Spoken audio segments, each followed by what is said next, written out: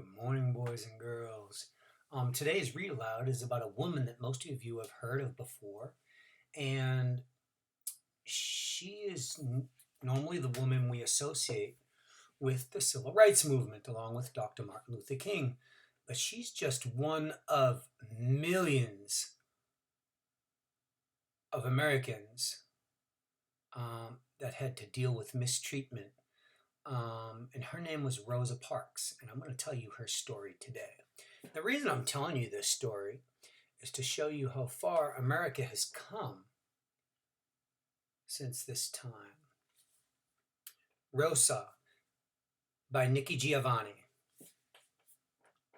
illustrated by Brian Collier.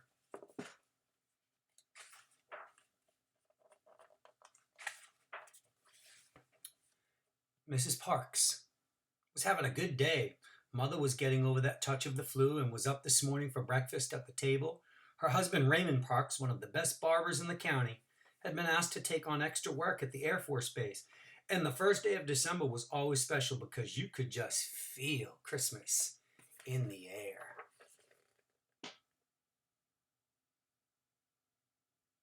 And you can see Rosa and her mother and her husband.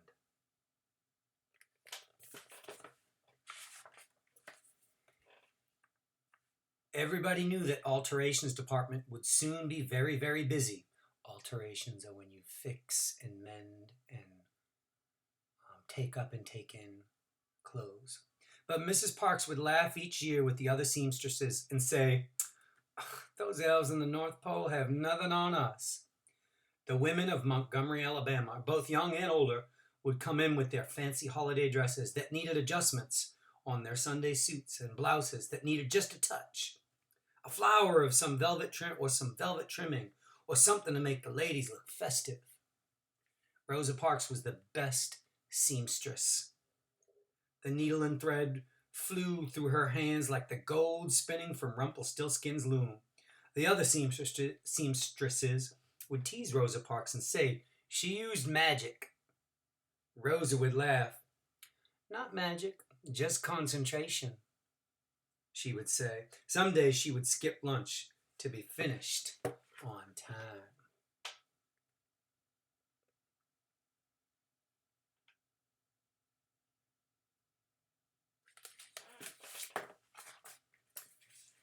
This Thursday they had gotten a bit ahead of their schedule. "Why don't you go on home, Rosa?" said the supervisor. "I know your mother's feeling poorly and you might want to look in on her." The supervisor knew Rosa would stay until the work was done, but it was only December 1st. No need to push. Rosa appreciated that. Now she could get home early, and since Raymond would be working late, maybe she'd surprise him with a meatloaf, his favorite. "See you in the morning." Rosa waved goodbye and headed for the bus stop. She fiddled in her pocket for the dime so that she would not have to ask for change. And when she stepped up to drop her fare in, she was smiling in anticipation of the nice dinner she would make.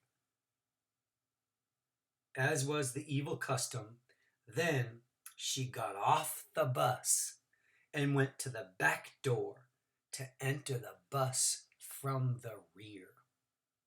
Can you think of anything more dehumanizing than getting on the bus, paying to ride, and then getting off the bus and going to the back and entering through the back door?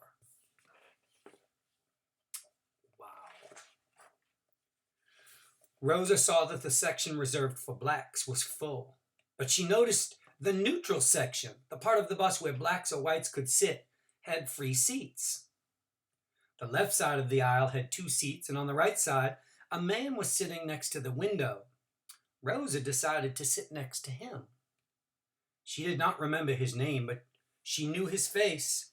His son Jimmy came frequently to the NAACP Youth Council affairs. They exchanged pleasantries as the bus pulled away from the curb, and Rosa settled her sewing bag and her purse near her knees, trying not to crowd Jimmy's father. Men take up more space, she was thinking, as she tried to squish her packages closer. The bus made several more stops. and the two seats opposite her were filled by blacks. She sat on her side of the aisle daydreaming about her good day and planning her special meal for her husband.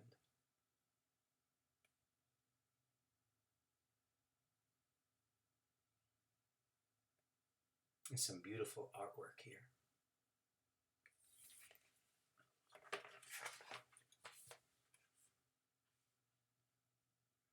I said, give me those seats, the bus driver bellowed. Mrs. Parks looked up in surprise. The two men on the opposite side of the aisle were rising to move into the crowded black section. Jimmy's father muttered more to himself than anyone else. I don't feel like trouble today. I'm going to move. Mrs. Parks stood to let him out, looked at James Blake, the bus driver, and then she sat back down.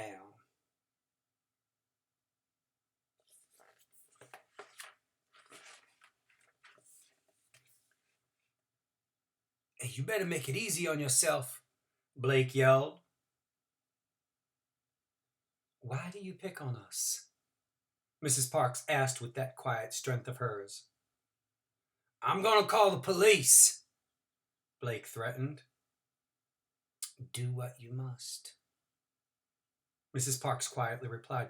She was not frightened. She was not going to give in to that which was wrong. Some of the white people were saying out loud, she ought to be arrested. And take her off the bus. Some of the black people, recognizing the potential for ugliness, got off the bus. Others stayed on, saying amongst themselves, that's the neutral section. She has a right to be there. And Miss Parks sat.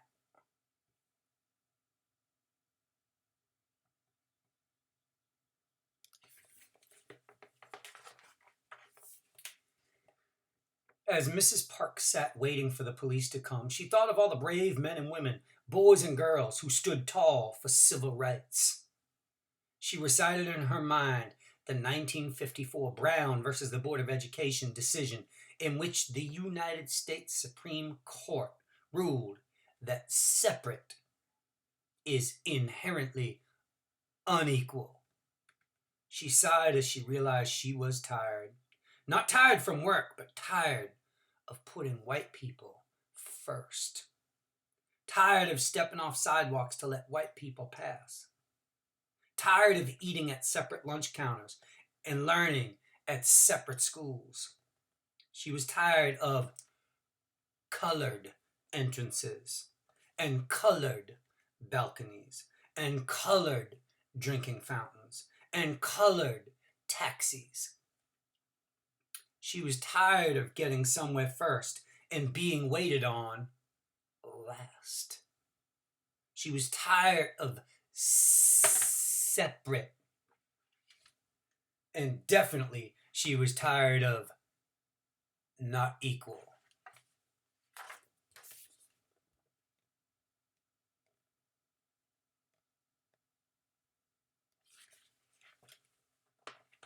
Colored was the term used back then for anybody that was not white. She thought about her mother and her grandmother, and she knew they would want her to be strong. She had not sought this moment, but she was ready for it. When the policeman bent down to ask, Auntie, are you going to move? By the way, auntie was a word commonly used to refer to black women. All the strength of all the people through all the many years joined in her, and Rosa Parks said, no.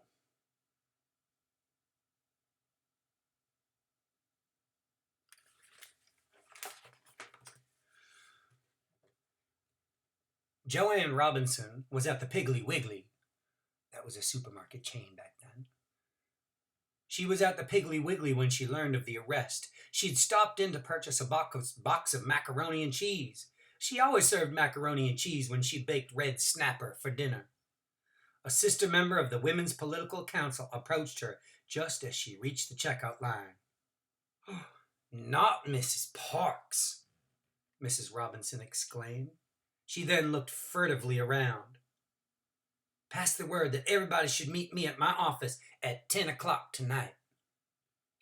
Mrs. Robinson was also Dr. Robinson, a professor at Alabama State, the college designated for colored people. And she was the newly elected president of the Women's Political Council. She rushed home to put dinner on the table, cleaned up the kitchen, put the kids to bed, kissed her husband goodbye, and hurried to the college. It was dark outside when they finally gathered.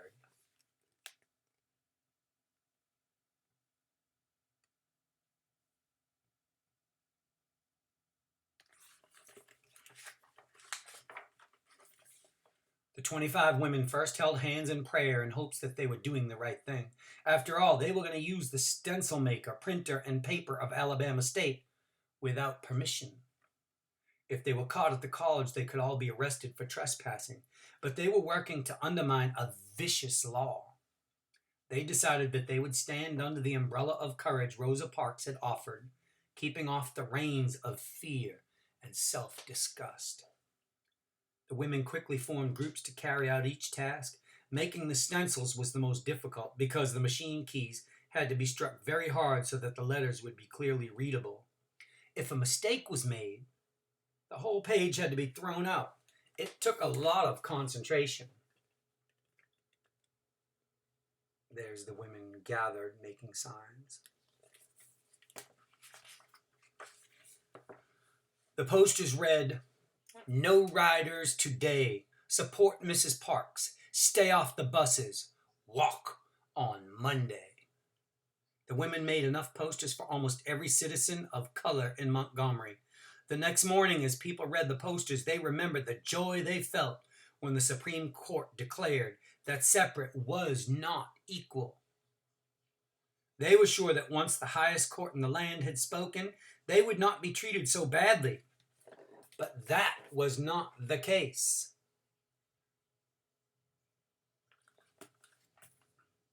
Soon after the ruling, Emmett Till, a 14-year-old boy in Money, Mississippi, was viciously lynched. Lynched is a really nice word for hanging somebody by a rope from a tree. At his funeral, more than 100,000 people mourned with his mother. She left open his casket, saying, "I want the world to see what they did to my boy." Now, only weeks after his killers were freed, Rosa Parks had taken a courageous stand. The people were ready to stand with her. They came together in a great mass meeting, the Women's Political Council, the NAACP, and all the churches. They needed someone to speak for them, to give voice to this injustice. Everyone agreed that the Reverend Dr. Martin Luther King Jr. would be ideal. Ideal means really, really good. "We will stay off the buses," Dr. King intoned. "We will walk until justice runs down like water and righteousness like a mighty stream."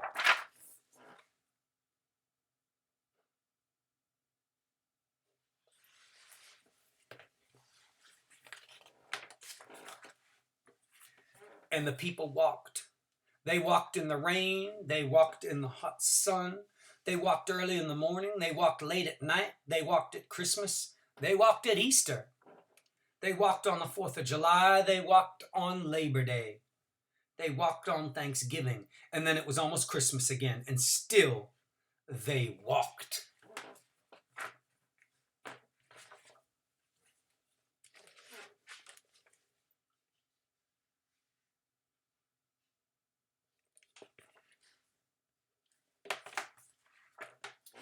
People from all over the United States sent shoes and coats and money so that the citizens of Montgomery could walk.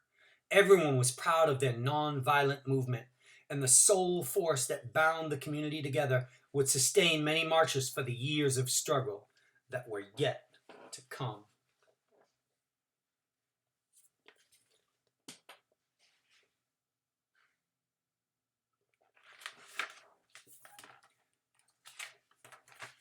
On November 11th, on November 13th, 1956, almost a year after the arrest of Rosa Parks, the United States Supreme Court of the United States ruled that segregation, that means separation, on the buses, like segregation at schools, was illegal.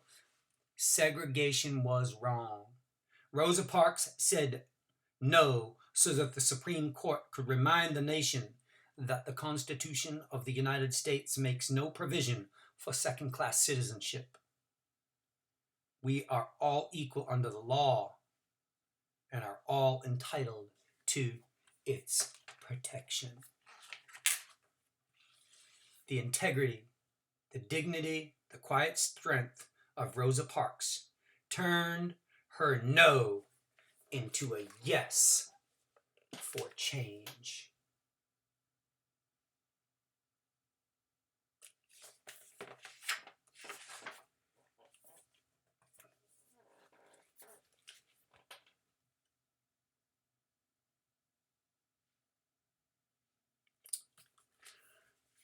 Rosa Parks was not the first woman to refuse to give up her seat and go to jail for unfair and unequal treatment, but she was the most famous, and her situation became symbolic of the civil rights movements of the 1950s and 60s. And to change things, it takes one person to start it. And at the end of your life, wouldn't it be cool if you were that one person who took a stand against something that you knew was wrong? Thanks for writing this book, Nikki Giovanni. This was a good one.